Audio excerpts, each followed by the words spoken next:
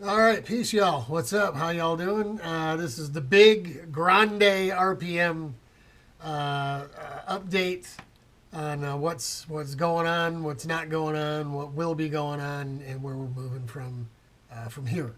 To Steve, Pasteiner, Dennis Bernier, a bunch of guys that have been asking about. We look in for the videos. We haven't seen anything. It's actually been. I just looked now, the 10th of November, so it's been a month and 3 days. Today's the 13th of December. Just want to get you up to date on what's going on. Stopped working on the secret project a while ago, which now I can reveal to you. But don't bump. Some of you already knew. Is John as a project for John West? It was a Daytona-based project for a supercart, right? It's not going to be finished. It's not going to get done. He's not going to be able to take it, and it has to do with my health.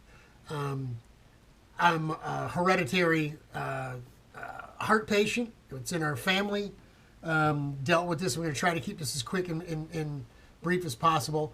I have 4 stents in my heart. Started back when I was about 32 years old. I had my first issue. I'm 57 now, so you do the math. It's been going on for a while. I've had my last stent about 17 years ago. My older brother Kenny has had a 3-way bypass. My dad had a 3-way, and then he had a 5-way. So hereditary, it's in the family.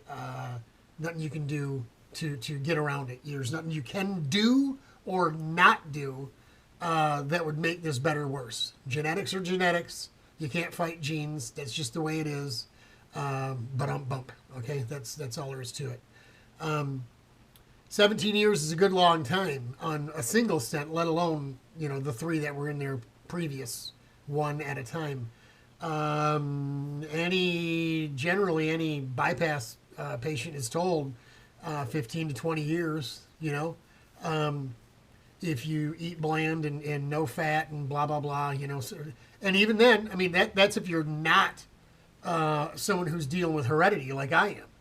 Because we have heart disease is genetic in the family, you can eat. It's my brother Kenny made famous, the saying he's made famous, eat right, exercise, die anyway. That is a trait of the Lawson/Barron family. Grandma Barron, my dad's mother, is from her side of the family. That's also where we get the, all of them were blacksmiths, which in modern day terms equates to being fabricators, right? So that's where we get our God-given gifts, our skills, the things we're good at, me, Richard, Kenny. And of course, where we get the bad health gene. So stopped working on the cart. Oh man, probably for 4 weeks. It's been right after that video, not long after that video, was having some pain. Things progressed, ballooned. I started going to doctor appointments. Here we are. I'm literally about 2 hours, an hour and a half before meeting my surgeon and getting our surgery date. I had my final tests this morning. They've done all the mapping of the arteries and stuff that they're going to use for donors because I do need a bypass. Had another test this morning on the arms. I won't get into it. It was a lengthy test, took about half an hour, 40 minutes, and then spoke to my the nurse practitioner who's usually you talk to her after you talk to the surgeon, but she was going to be busy about 1:30 and might not make our appointment. Sherry and I are going to go see the surgeon and find out what's going on. So the exciting part of all this is now speaking with John. He's bummed out he's not going to be able to take that particular cart to Daytona, but he does have the laydown twin that he's going to be able to run twice. He's got Joe to Joe's backup cart to drive, and Joe to tune for and care for, and then he's got the 2 guys coming from Europe going to run his other 2 supercarts, which he was really wound up and wanting to race against, But he's also going to have standing there watching your cart run around, lapping, winning races, whatever, is still something that's should be very profound to anybody. John's not a young guy anymore. This might be a brief look into where he's headed as as a team owner, right? He could be the Roger Penske. He could be Roger Penske Supercart instead of Johnny Supercart one day. There you go, J-Dubs. You never know. I'm having a hard time here keeping my breath. But so John says, yeah, go ahead and start releasing the Secret Project videos. So Merry Christmas, y'all. One by one, little at a time. Big Daddy will start releasing some of those videos where we started way back, right? Building this thing up and getting working on it. And I'm really excited about letting you guys see what we've, over time, what we've gotten done up to this point. Of course, I obviously have every intention of finishing that cart. Obviously, it depends on what the doctor says about my recovery time, how quickly I recover. Generally speaking, with the nurse today, she gave me some outlook that was probably worst case scenario. So I'm not even going to give you those numbers because it doesn't matter at this point. But it could be a while. It could be a while before I get back in a go-kart. I may not be able to get into go-kart in April. We'll see, right? God willing. It's all in his hands. So we've got that along one more exciting thing. A week or so ago, a little over a week ago, before all the doctor appointments, I met Larry Rumsey. Hey, Larry, what's up?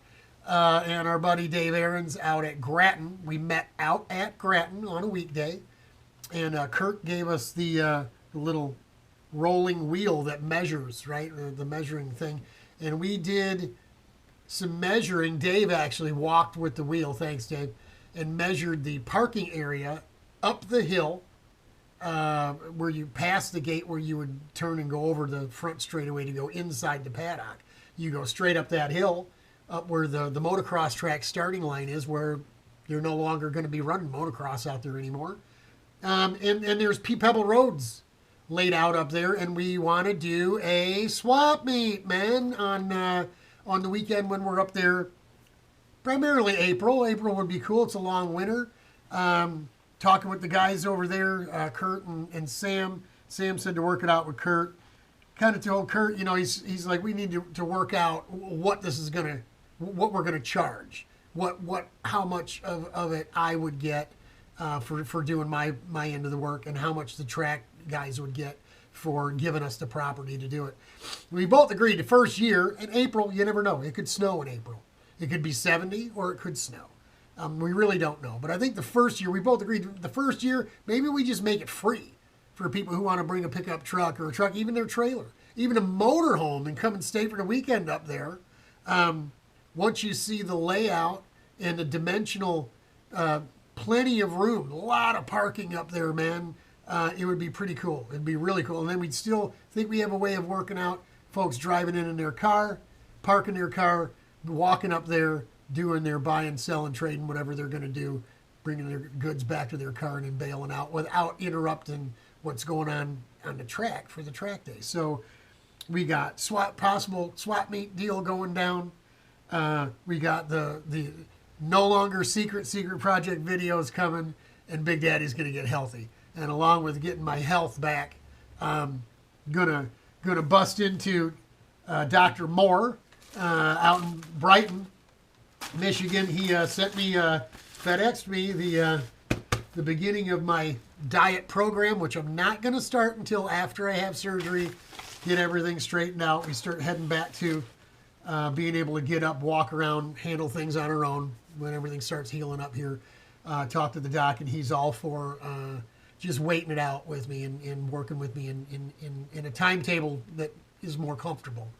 We don't want to get into dieting while we're trying to heal all at the same time. But it's really, the nice thing is looking at the diet program, the food that you're going to eat that's eligible to suit that diet program is very cardiac based.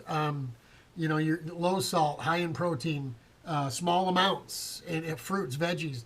So stuff I should be eating anyway, right? I'm sure my cardiologist is going to be happy to hear about that program. What's in the box there are these drops you put under your tongue. They're not pharmaceutically based. They're natural based things, and they're supposed to one get your metabolism turned around, because mine is just dead.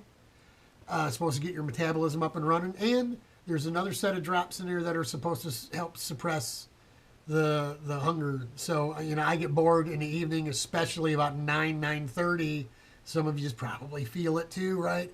Gonna bust in a couple of Reese peanut butter cups, maybe some cookies, some candies, a couple of cake, and pie, and some whipping cream. That's right, Glenda, I'm sorry. It happens. I can't help it. But that should help me overcome that late night, late evening type of thing, and get back to the shape I was in 2013 when we went to Daytona. 179 pounds, man, back then, and we were in good shape. And it wasn't just to fit in a go-kart and make weight and go fast and all that. It's just healthy. It's just far more healthy than being, well, I'll be honest, 247 at the doctor beginning of last week when I went to see the cardiologist. 247 pounds. That's the heaviest I've ever been.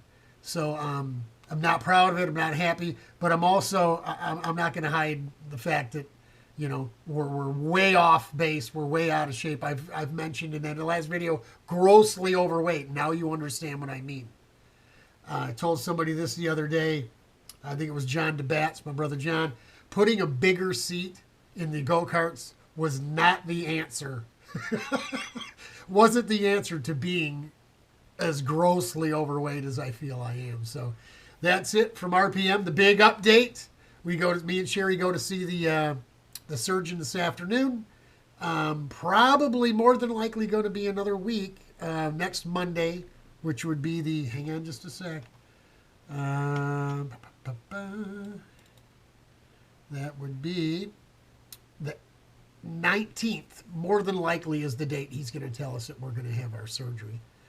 Because of the medication I'm on for my blood clots and what have you, I have to be off that medication and have it clear my system for 5 days before I can probably get in. So we thought, they told us, we left the hospital this past Saturday after all the tests, staying overnight, having the catheterization and flunking that, and of course flunking the stress test before that.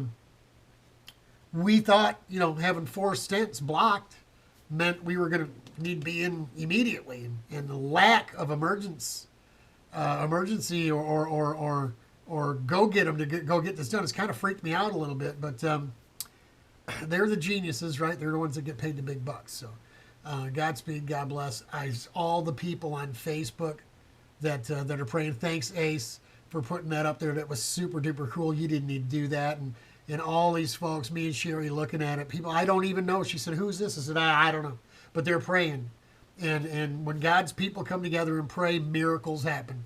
Now, granted, these doctors, these nurses, a bunch of you out there know somebody that's going through this thing. Oh, it's no big deal. 20 years ago, discusses, yeah, I had mine 20 years ago. It's no big deal. Trust me, it is a big deal.